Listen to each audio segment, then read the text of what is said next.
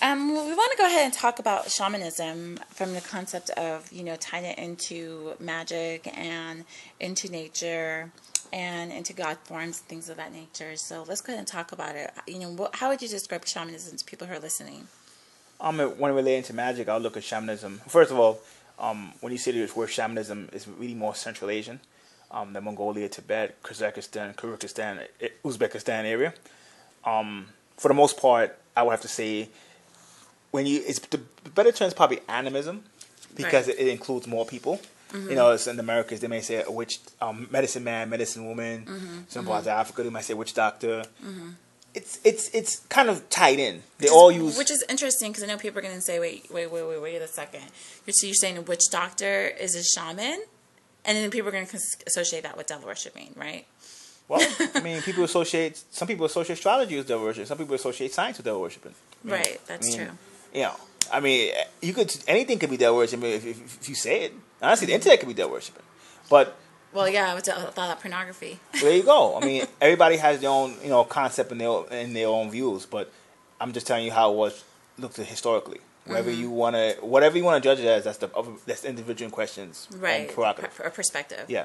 For the most part, shamanism, with magic, you're basically dealing. You can deal with nature spirits, but you could also deal with the dead. You could deal with demons, angels, God forms.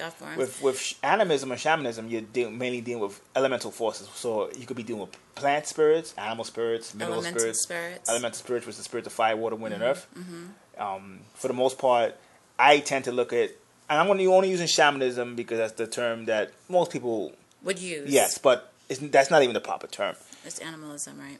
Even that, because then if you deal with plant magic, you may not be. Well, why don't you just call it nature magic? Okay, fine, nature magic. That's good. But then just real quick, because I know a lot of times when people, not to cut you off, but I know when people talk about magic, they see it as a negative conflict, a negative perception.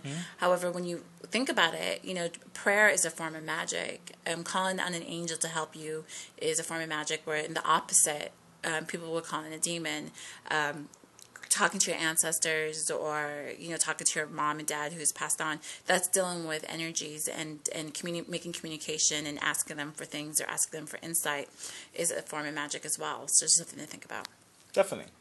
I would have those people, and this is very aggressive of me, but I have those people who you have to even say what magic is and defend magic. All you have to say is, was the earth in better conditions when the so-called primitive cultures who were practicing shamanism, animism, and indigenous spirituality, how was the world like back in the days and how is it now? Right, that's true. Game over. So when it comes down to it, when you're looking at shamanism, just look at it as primitive magic, but magic based on the elements, right? So and elements thinking of nature. Yes, or it could be animals or right. plants too. So when you think of which is part of nature. old school, yes, but there's different rankings within shamanism, which I'm going to explain. Right. When you're thinking of Africa, Australia, the Americas, when you think of it, when you imagine them in their villages or on that type of environment, the whole village is practicing it. Right. Magic. So think of shamanism as real old school magic. Magic as you have today is more the way it is today is probably more made for the city environment. Right. Meaning you don't really have to. I mean, obviously you're not going to be a good magician if you're not in tune with nature. Right. But there's no question you can't be a shaman if you're not in tune with nature. See the difference? With magic, you may not be a good magician if you're not in tune with nature. With shamanism, there is no shamanism if you're not in tune with nature. So you have to be in tune with nature. So that really means, like, a lot of times when people share your shamanism, that's like really being able to understand the vibration and frequencies of an animal, or like, for example, in Native Americans, they would, or even the Aborigines, they would get like really like almost naked, and they would actually wear like the skin or the clothes, or get in trance where they feel like the actual animal that they want to make a communication with, or like sit in front of a fire and speak to the element of the fire and try to have it show them things. Like, it's really connecting with that energy all the way down to like the element of earth, wind, and fire. I agree. So so when people think about like the God forms. So the God forms is also dealing with elements as well. I don't think people realize that. Like, for example, you will think of, like, let's say Shango from Yoruba. You can have Poseidon, you can have Hercules, you could have all different types of forms, but they're all concentrated they're more like an upgraded form of the elements, but change themselves into a way of looking more humanoid for our perceptions. But each god forms usually have to go back into the way of an element or a planet. But why do you think that is? Like, why do you think god forms had to be created? Because the energy is actually from the elements. The elements, as you see, fire, water, and wind, and earth, it's just energy in its base form, meaning it's only a little part of that same energy. So It's a hybrid form. Red light would be fire, but on a higher frequency, it might look like red. I mean, sometimes blue light usually deals with expansion, so people associate with spirituality. But honestly, all seven main colors can be associated with spirituality. But blue light's always associated with it because it's very expansive. Right. So in essence, when you're dealing with water on fire, you're dealing with it in its base form, but the energy is actually much bigger. Right. So right, the God form is actually tapping into energy and getting it to you. Right. So the God form has to be tied into element because that's how you're gonna get the energy. It's all about energy. Right. That's what it is. Even when you say plants, it's energy. So the God form is giving you the energy and tapping back to you in a more condensed form, which is a difference. So magic then can be used by magic in its current form will probably be easier for the average person to use quickly because it's made for that. The way really the magic I'm describing is actually low magic, but this is a whole other story, which is magic based on the first three chakras, the root to the solar plex. Right. But that's a whole other video. Right, that's true. And I know people are gonna be like, "What's a chakra?" Well, I mean, a chakra is like a miniature vortex in your body. Like it's a small point in your body, or some people would say like a mirror image. Yeah, like that, which it actually harnesses energy, and it's like the center of energy in a certain, like you have 7 centers of energy in your body, even though there's many. Technically, your body has many chakras, right? But there's 7 main ones that are like the 7 focal points of your body. That's a whole other topic in itself. Which are aligned with your spinal or the center of your body. But when people talk about these chakras are more invisible. Like they're not like a physical thing. They're more like an energy. You can't really see the energy of a chakra or even see the energy it emanates through the aura unless you get really sensitive and you become more in tune to seeing a higher vibration and then being able to see an auras through that way. And that kind of takes some time. But, like we're saying that associated with the 7 colors, each chakra has 7 colors that are all associated with 7 things that correlates to the human life. So usually when people are doing energy work, what you want to do is you want to make sure that the energy is flowing and then your chakras, which is your energy vortex or whatever you want to call it, is running smoothly and is cleansed. So therefore energy is consistently going in and out of the chakras. Because what is believed by many is if your chakras is not flowing correctly and it's not clear, you would have blocks which can come from emotional baggage or hurt pain or anger that can obviously eventually manifest into health problems. Just for a quick breakdown of what chakra is, but go back into shamanism. So how does this relate to like werewolves and people like werewolves? I know I've talked about the werewolves and the shamans. Should we talk about that? I mean, a lot of shamans only like we should talk about that. All I'm not everyone, because I know it's funny thing is like when you say talk about werewolves and people are like, I'm a werewolf. Yeah, like it becomes a clown you show. talk about Avatar. I'm an Avatar. You talk about Jesus. No, I'm Jesus. It's like, okay. But I would say for now, for the beginning, basic knowledge. Wolf shamans are usually associated with werewolves. Put it like that. That's true. The wolf spirit is one of the more powerful animal spirits. It's very noble. It's very strong. Usually very loyal. Wolf spirits in general handle pretty much ghosts pretty well. Like that's why they're famous. Like they're very strong compared to a lot of other animal spirits. Like wolf spirits, no joke. With shamanism or nature magic, I would say think of it like 5 degrees. They have 5 degrees to it. 5 major degrees where you have normally the people who deal with animal spirits at the beginning. Right. Then after that, the higher degrees, probably people who do plant spirits. Usually, if you could do a plant spirit, you know animal spirits already. Right. Then after that, after the plants, then you got elementals. People who deal with elemental spirits, right? Which would be what you call fairies and gnomes and mermaids and stuff like that. Right. They're the most famous.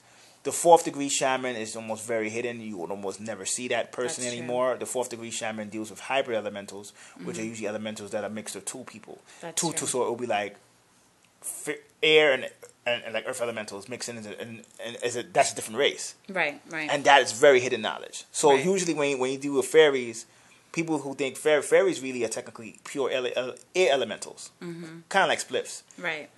The fairies that people talk about from Ireland and stuff like that, they're usually hybrid fairies. They're basically from worlds that are like ours, like they're like half earth and half wind. So they're kind of like not quite as spiritual as, like, let's say a ghost, like not quite as light as a ghost in terms of density, but then heavier than a ghost. So like they're in between us.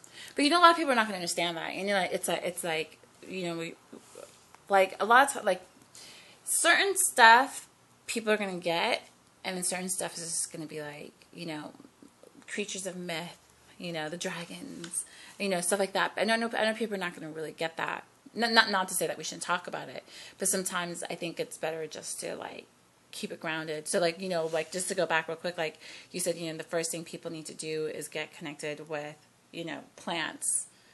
I don't think people are even getting like people want to go into the fairy world, or they want to talk to like the gnomes or something like that, but they don't even like talk to the plants. You know what I mean? Or people don't even really get in connection with like the animals. And like when you think about Egypt, which is also known as Kemet, a lot of times people think about their beautiful structures and how advanced their technology is and stuff like that. But they were basically shamans as well. If you look at their headdresses, like Beset was a cat, and Tahuti he had like an Anubis, and you have a Sekhmet, which was a lion. They had different headdresses that were basically animals. So a lot of times people don't really associate that with, them being shamans. But at the same time, you can see that they're basically showing that they have a part of themselves that are shamans, and that them being connected with nature and into the animal spirit, you could say because they wear this as their priesthood, and they wear this in adoration, and they wear it on their hieroglyphics and stuff, it shows that they actually respected animals to a very high degree. And then, when a lot of times people want to go into spirituality, it's like, they don't go from the bottom up, if that makes sense. They go from they try to go to the higher stuff. But sometimes I think it's good for people, not to say we shouldn't talk about it, but I'm just saying sometimes I think it's good for people just to get grounded sometimes. I agree. So, I think that when you try to go back into nature and stuff like that, I think nature magic is a good start for a lot of people. I think it's different in the sense that you have to get into nature. And I think a disconnection from nature is what really plagues society today. Right. You really can't delude yourself. I'm a fan of magic, and magic is beautiful. But at the same time, nature magic, one thing it gives you is that it cuts the illusions. You have to get back to the basics. And I think nature magic is very, very important in this day and time for that reason. And I think it's been lost, and that's part of the reason. When I say lost, it's been lost to the average person. Right. When you go to a bookstore, it's even easier to pick up. It's even easier to pick up alchemy. I'm not saying it's real alchemy, but it's even easier to get alchemy books than it is to get books on animism or nature magic and stuff like that. So I think nature magic is very important to look it up, because I think it helps bridge a gap that's been widened over the past 500 years. Right, and then at the same time, if you think about it, like if you're trying to go into the elementals and then you don't even get nature, like nature will react like, okay, you don't even understand, like nature, like the plants is a part of the elements which created the plants, and then you have the animals, which is a part of the elements. Humans are a part of our elements. We have different elements, but if you try to go into elements but don't understand like the formations of them, sometimes it's kind of, I think it kind of be complicated for people to really grasp it. Like they should just slowly go backwards. If you go for God forms, go into nature. If you go into nature, go into plants. If you go into plants and go into animals. If you know planets, then go into elements. Then you can go into elements and go into higher. You know what I mean? And then all of a sudden things will make sense to you, because sometimes it's like, at school, like if you skip a couple of the courses, like let's just say, 3rd to 8th grade, you're not going to really get it, because some of the stuff is going to be way too complicated. Does that make sense? Definitely. Right. So we have 1 more minute left. Do you have any more? I know. Here's a question for people who. I probably can't in a minute. So okay, real quick. What is nature magic? Like, what's some like Wicca? Like, you know what I mean? People are gonna. All magic is nature magic, but you have magic that's more focused on nature magic, where you're dealing more with the elements. You're not dealing with God forms or stuff like that. So nature magic is more magic that deals primarily with elements, or nature spirits like animals and plants, and there's no disconnect. There's no confusion over that. That's the difference. And let's tie this Because back all into magic shamanism. is yeah, that ties back to shamanism or animism. Yes, no question. And and many other systems that come from it. All magic kind of deals with nature, but just that with nature magic, you can't confuse the two. That's the difference. That's true. It's all. Would you consider only real quick? Would you consider demons nature? everything is part of nature. That's true. This is yin and yang. Okay. Peace. Peace.